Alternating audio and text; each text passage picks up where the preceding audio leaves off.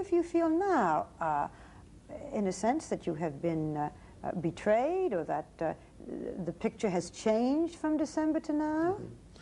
I don't speak about so-called betrayals. Nobody betrayed me. My dear friend, the Frenchman says, c'est la vie. Such is life. You propose a certain plan, you get praise for it, you of course are very satisfied. Then comes a change, and even the plan itself is for a time being not raised or not negotiated. As I advised all factors, I give that same advice to myself: be patient. That will also change, because life is let me say, a motor of changes. So I am not disappointed, I don't accuse anybody. I may regret the development for the last few months, because if it were a different development, if that peace plan would have been negotiated, talked about permanently, I think we would be much nearer now an agreement. But all right, so there was a certain interval. Now we shall renew our efforts, and I am quite hopeful. I don't accuse anybody of anything. One official said that what America seems to want is for Israel to agree to what President Sadat wants. Does it seem to you that way? Yes, to a certain extent. It's up to the president. I cannot speak for him. He agreed with me when he said good words about our peace plan. He's got his own opinions.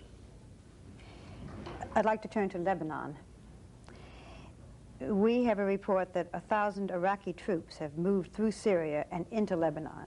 Can you tell us why, and if you are worried about this? It's not my information. I got the day before yesterday information to the effect that some 500 troops moved into southern Lebanon. We don't have additional news about it. I didn't hear about 1,000. Well, if the Iraqis did move in, this is another proof, if it were necessary at all, that they always participate in any war against Israel, since 1948. Therefore, we always have to take into consideration their military forces, although they are behind Transjordan, especially lately. We then got from Germany more than 800 trucks to bring tanks in. That means that in 48 hours they can pass to the front against Israel more than 3 armored divisions, which is a very serious, of course, weapon if turned against Israel. The Iraqis take part in any war against Israel. Well, if there are large numbers of Iraqis moving into Lebanon, would this make a difference in how long Israel herself stayed there? Well, now there is a decision already that when the United Nations force takes over, the Israeli troops will leave southern Lebanon. We never intended our troops to be there. We wanted to eradicate the basis of aggression against us, as put up by the Fatah and PLO in southern Lebanon. We only hope that arrangements will be made to the effect that those bases will not return. This, to have peace, was the real purpose of our operation in southern Lebanon. Therefore, it was an act of most legitimate national self-defense against what is called under international law indirect aggression. Mr. Prime Minister, as we're talking, I want to put away the questions that follow each other and just ask you what I think a great many people in America are thinking. There doesn't seem to be any definite plan for a next step except patience on all sides and a hope that you will reevaluate your position or that the United States will reevaluate their position, but nothing definite. And I'm sure there are people who say, how can Israel, which is so dependent on the United States, continue to defy the policy, the president, the administration of the United States? And the word defy wouldn't be proper at all. We have attitudes, our policies. We have to carry them out. I wouldn't make any linkage between assistance given to us and the policy which we adopt. Everybody will understand when I say we are a democracy, and through a democratic process we take decisions.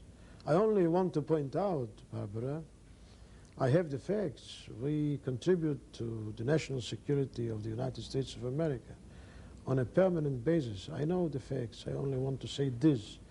So there is some mutuality in help, and we are partners. If we should accept any policy because we get assistance, then what kind of Israeli policy would it be? And I don't think that anybody with a serious attitude would demand of Israel to submit its policies to that consideration. You get assistance, so do what we are told to do.